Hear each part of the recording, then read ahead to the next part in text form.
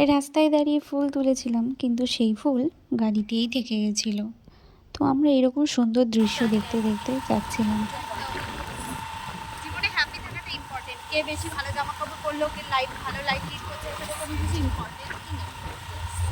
লাইফে শুধু হ্যাপি থাকতে হবে আর সৎ থাকতে।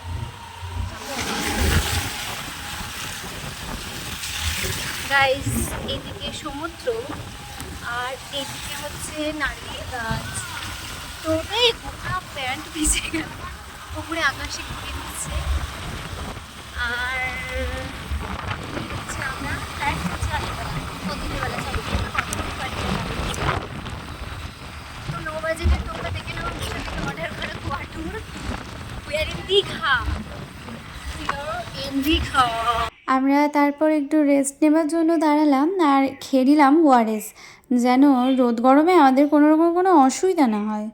আর আমরা প্রায় দাঁড়াচ্ছি, জল কিনছি আর খাচ্ছিলাম।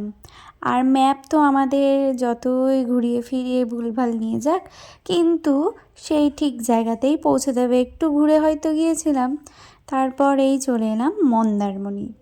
তো আমরা মন্দারমণিতে আগে ছাতাগুলো, এই যে এখান থেকে আমরা ডাব কিনে খেয়েছিলাম, তো সেই কাকুর কাছে আমরা ছাতা রেখে দিয়েছিলাম।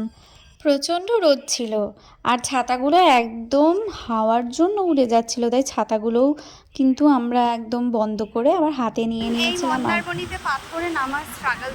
তারপর তো সমুদ্রে নেমে সেই মজা করছিলাম আমরা সবাই মিলে। আমাদের সমস্ত কিছু ঘোরাটোরা হয়ে গেল, তারপরে আমরা এখানে চলে এসেছিলাম ভোজবাড়ি বলে একটা ক্যাফে রেস্টুরেন্টে খাবার খেতে। খাবার কিন্তু খুব টেস্টি ছিল, ফ্রাইড রাইস আর চিলি চিকেন। আমাদের সিগনেচার ডিশ, যেখানেই যাই এটাই খাই, কি আর করা যাবে। তো চলো, এই যে ভোজবাড়ি আমি লাঞ্চ করবার পরে স্কুটি চালাচ্ছিল স্মৃতি, তারপর আমরা আবার চলে এসেছিলাম তাজপুর। আর এত ভালো লাগছিল সমুদ্র বলারও বাইরে। তারপর এখানে আমরা এইটাতে বসেছিলাম, প্রথমে পা ভিজছিল, তারপরে এই যে আমি পুরো ভিজে চলে এসেছি, আমার ব্যাগ ভিজে গেছে, আমি পুরো ভিজে গেছি, তার সাথে এখানে স্মৃতি ভিজে গেছে, পুরো ভিজে গেছে। এখনো কিন্তু শেষ নয়, চলো বাকিটুকু পরের গল্পে।